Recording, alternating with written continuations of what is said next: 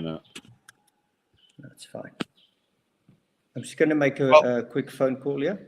Well, we're live now, so yeah, we're live. We're live. So okay, no. I wanted to WhatsApp somebody. That's fine. Let me do that. Okay, cool, perfect.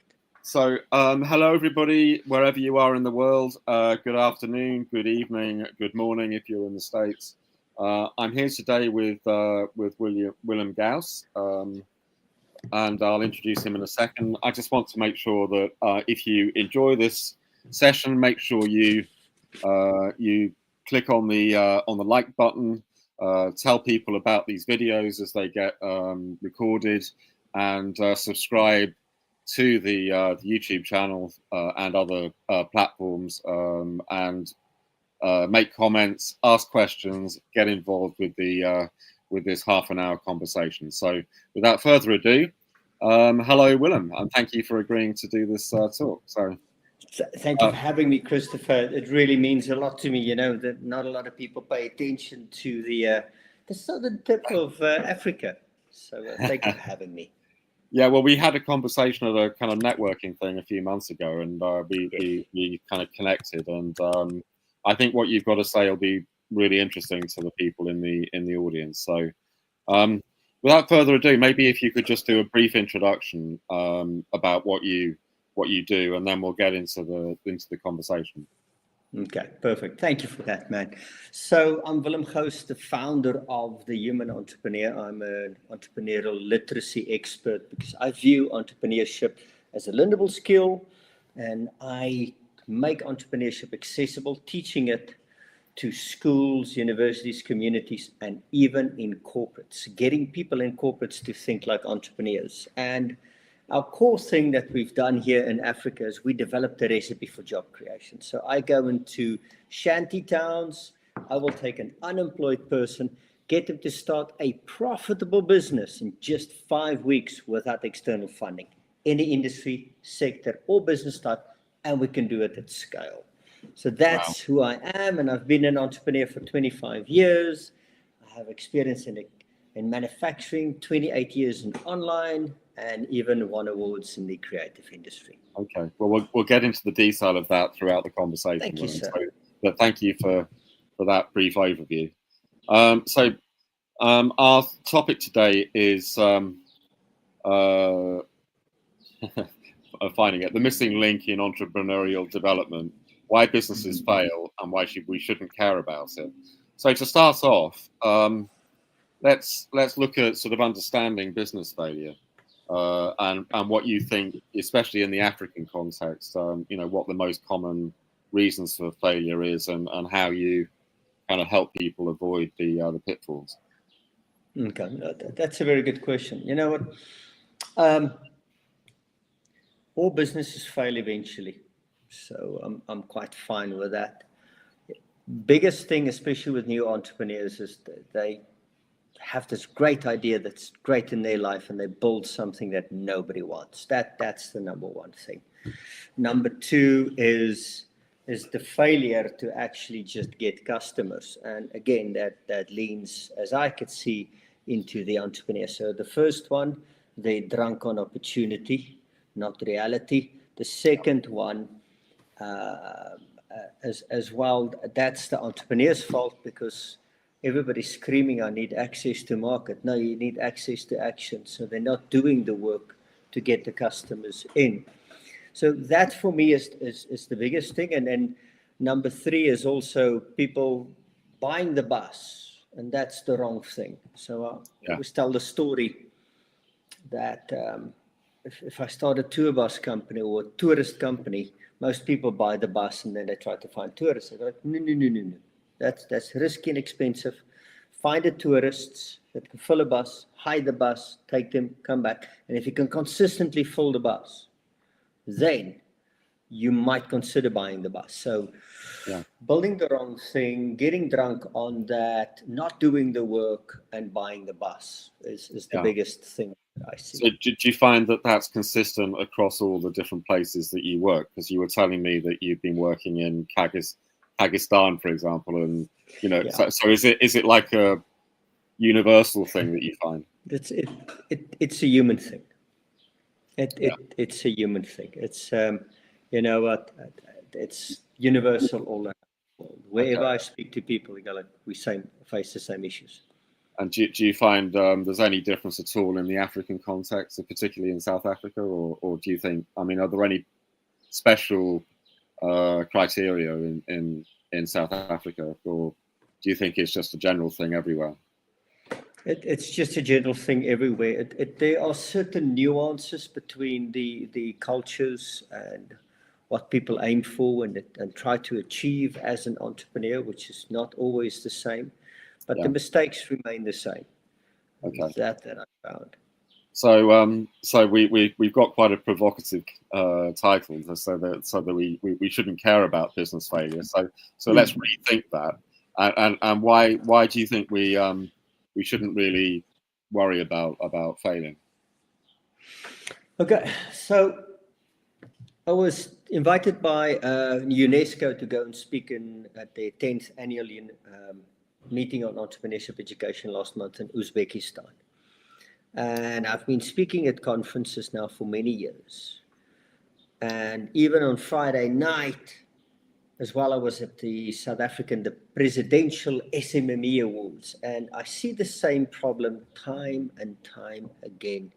People think entrepreneurship development is a singular thing, and it is not. There's two elements to it. There's the business development element to it, and there's the human development element that we get to it. Mm-hmm. And they forget about the humans. We don't. In one of my classes, I have this classic picture. You can go and search the internet, the donkey car, and it looks like a fancy Kia. The guy has a banner on the front, donkey car, and he has a donkey towing it. So we build these amazing cars, but we never look after the engine. And that's why I say I don't develop businesses. I develop people who build businesses. Right. So we need to distinguish between the two. And I even do that now with financial advisors in the financial industry. I actually had a webinar today, and I said what they're missing in their education is they're giving you technical training, but they're not developing you as the entrepreneur. And why I say we shouldn't care about the failure rate of the business. I see the first 2 years of the entrepreneur as from birth to adulthood. That's where you need to go and date the wrong person, fall in love, have your heart broken, get into a fight, so to speak, lose a few things, get hurt, and shape up. Right. You know, if you apply our obsession with the survival rate of a business to that of dating, it doesn't make sense.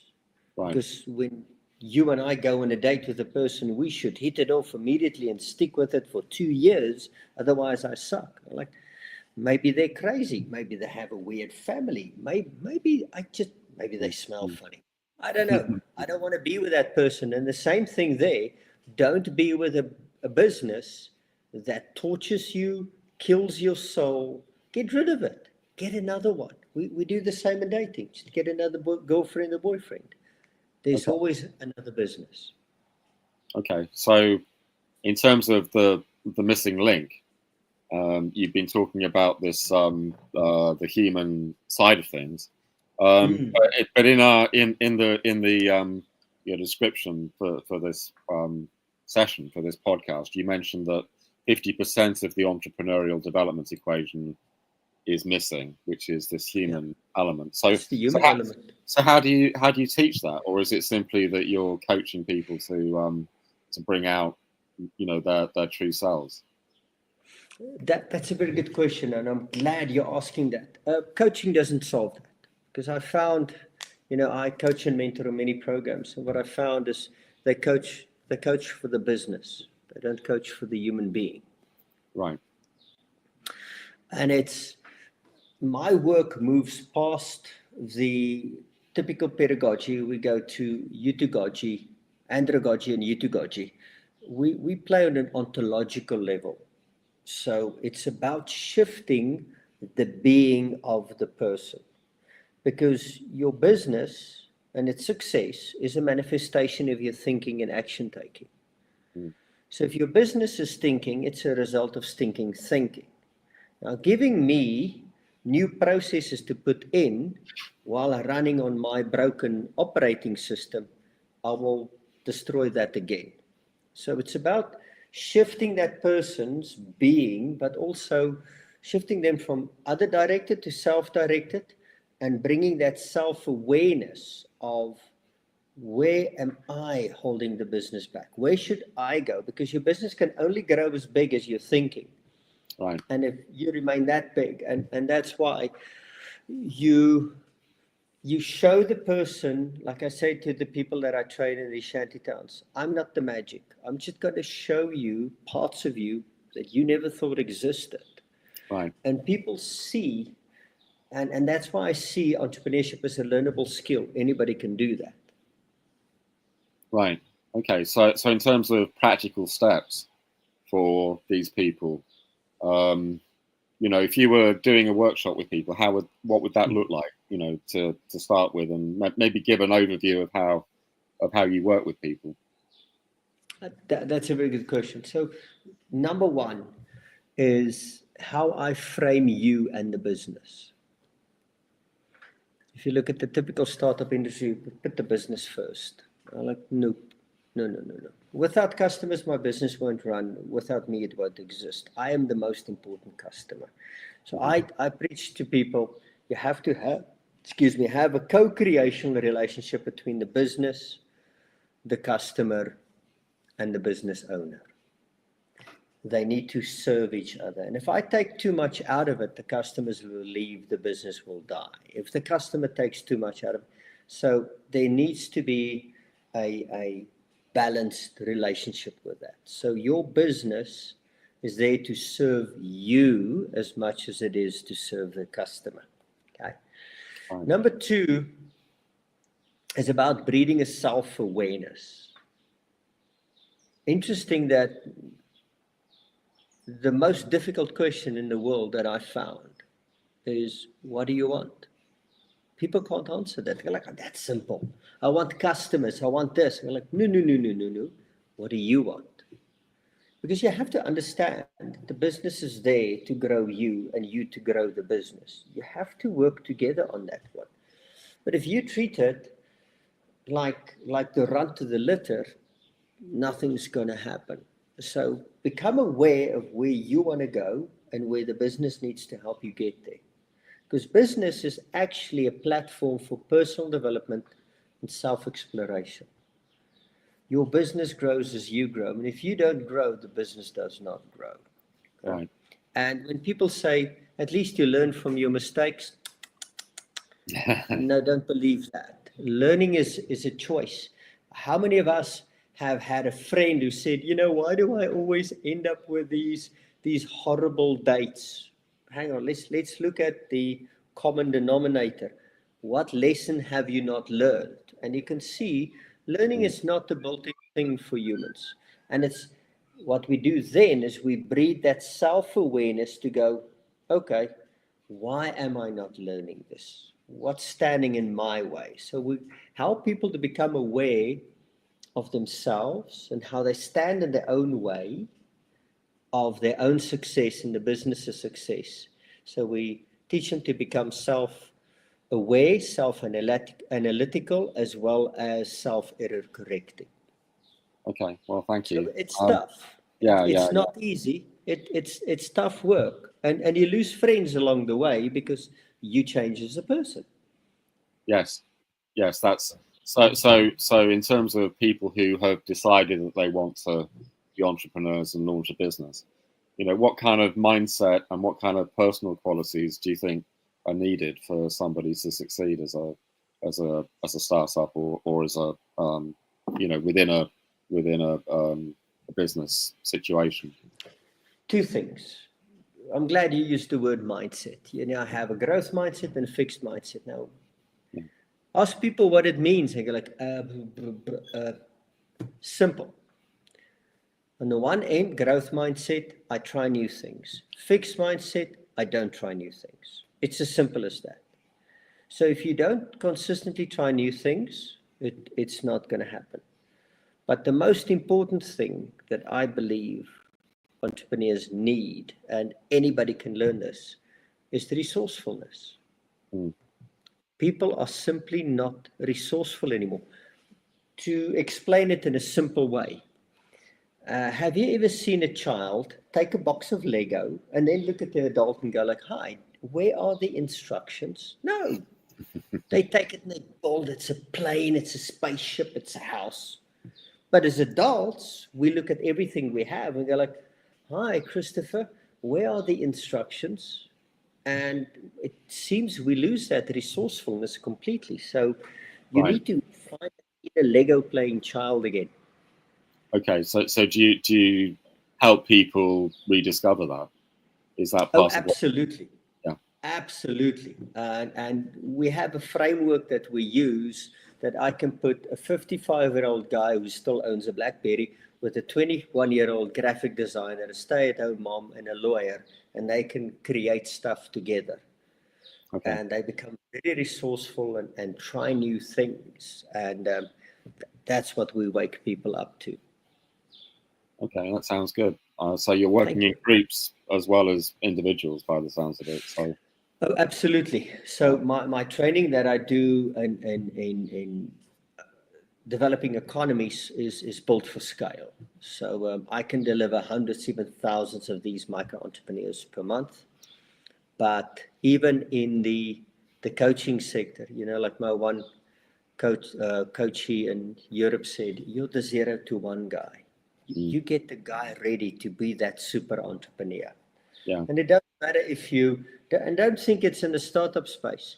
Many guys haven't made that shift yet, even though they're 10, 15 years in their business. So, yeah, I work across yeah, all, even in the interesting. one-on-one coaching sessions. So from a point of view of strategy and execution, especially in this, your own program that you've developed with the Human Entrepreneur, maybe if you can just explain a bit about how you help people get to the place where they need to get to be successful.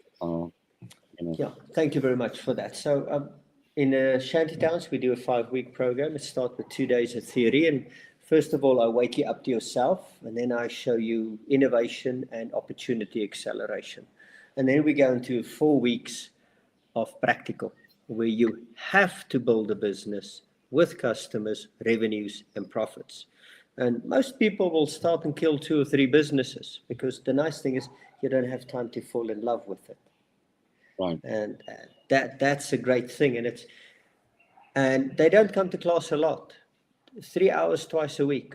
That's it. You need to be out there to do the work.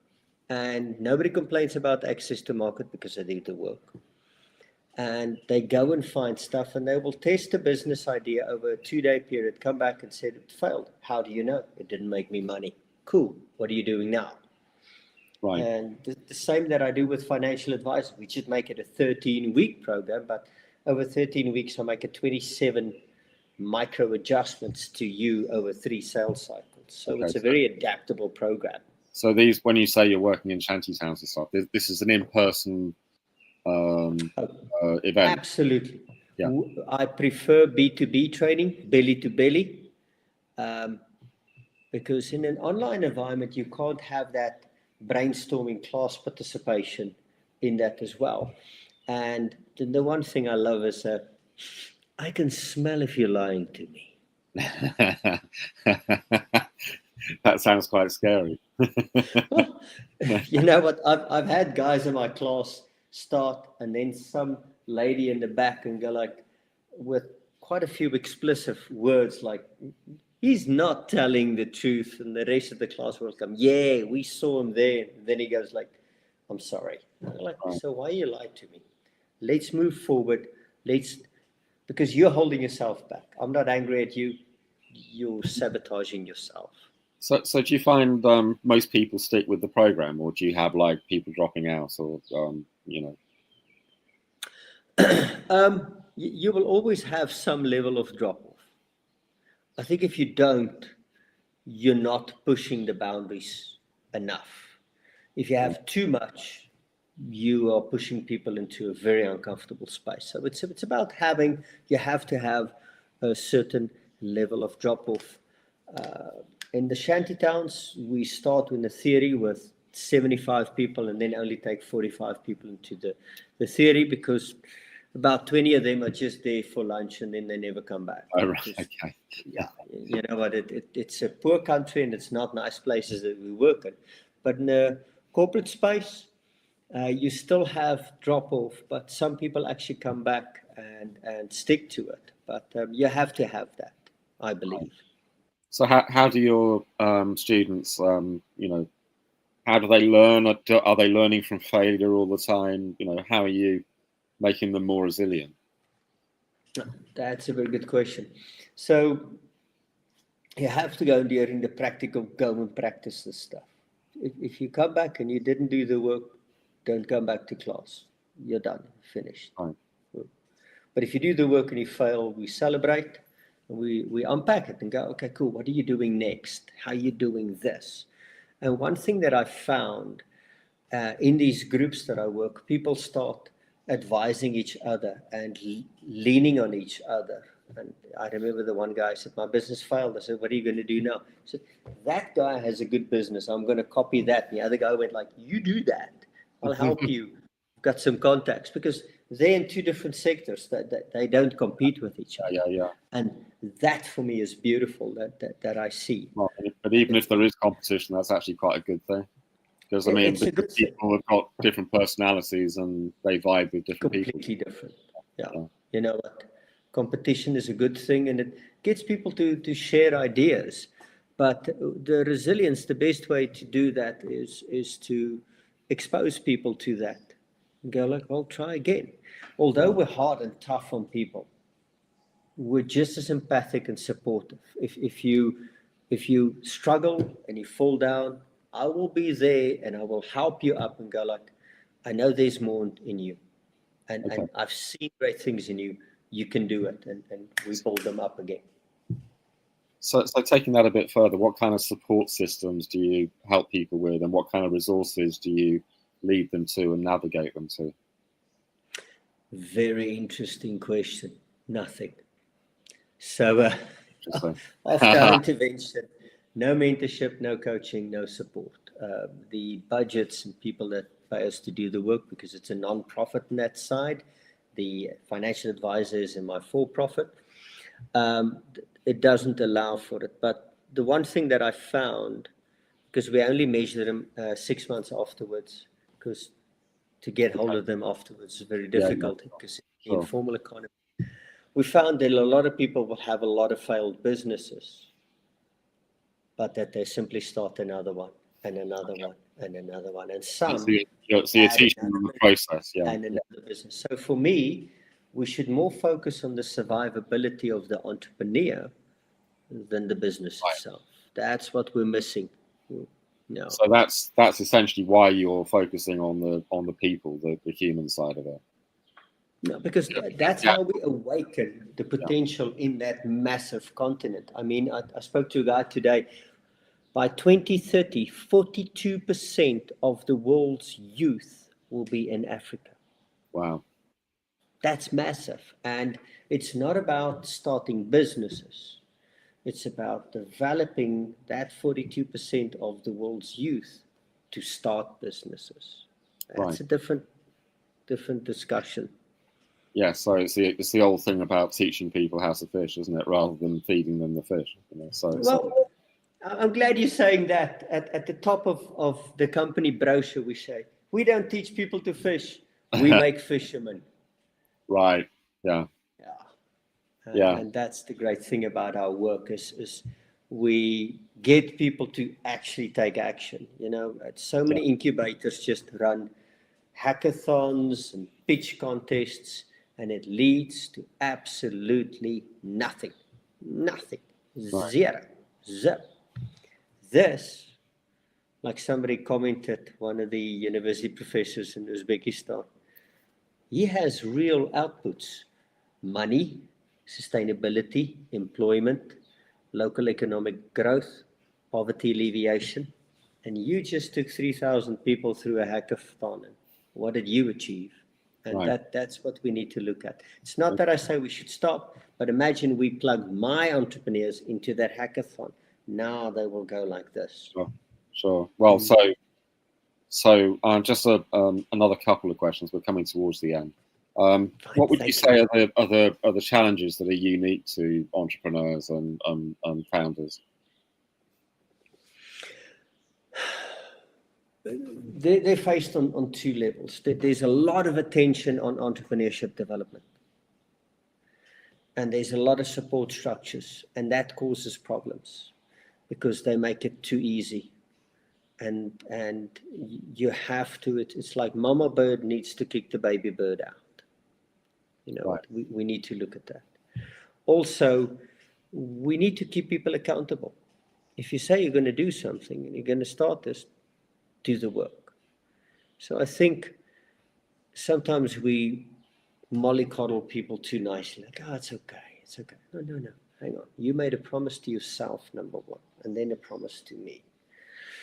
So our biggest challenges as entrepreneurs is, if I can see, get out of your head, listen to people, learn to talk to people, and take consistent action, and take smaller actions. Too many entrepreneurs try to jump from this side to the room to that side of the room. Like, no. One foot in front of the other, see how it goes. One foot in front of the other. Will it take you longer to get there? Absolutely. Will it reduce your risk? Absolutely. And if somebody tells you that you can't be an entrepreneur, just tell them to shut up. Because I've seen the contrary. Anyone can do this. Okay. I get a lot of flack for that. So in terms of your program and in terms of how you believe, what success looks like, what would you say is kind of long-term success for people who are on your program, Willem? Consistent growth, income, and profits. Okay. No, that's what you're looking for. I don't care if it's scalable, if you work in the business or on the business. As long as that business goes like that, it's my business. Who the hell are you to walk into my house and say I'm doing it wrong? My business. Go build your own. As long as it's working, yeah. So I guess, do you get lots of testimonials and feedback from people who've been through the program, or? Yes. If you search on YouTube for the Human Entrepreneur and you look at the playlists, I have one there where, to put context, in South Africa, if you earn a salary of $85 a month, you're in the top 40% of salary earners. Wow. Right? That's where we are. But I will get somebody to go in 5 weeks from no income to $200, maybe $300 a week in profits. Right. Now that's massive. That changes their life and their future completely. Right. It's small in the grand scheme of things, but it's a start. Somebody actively participate in the economy, grow, look after themselves, build a better life. And that's what we need. Sure. Brilliant. Well, so thank you, Willem. We're coming towards the end. So how can people get hold of you? And, maybe if something's resonated with them through our discussion today, maybe, can they get, have a discovery call or something like that? Absolutely. So find me on LinkedIn, Willem Gous, the Human Entrepreneur. If you're an existing entrepreneur and you've run out of answers, you work harder and you get less results, definitely give me a call. If you're in the impact world, also reach out to me. You can check out thehumanentrepreneur.org. But otherwise, just find me on LinkedIn, connect with me, have a discussion with me, and I can help you change your mindset. Because if I can help somebody in a shanty town to achieve that in 5 weeks with little or no resources, what can you achieve with everything that you have in your life today? Okay.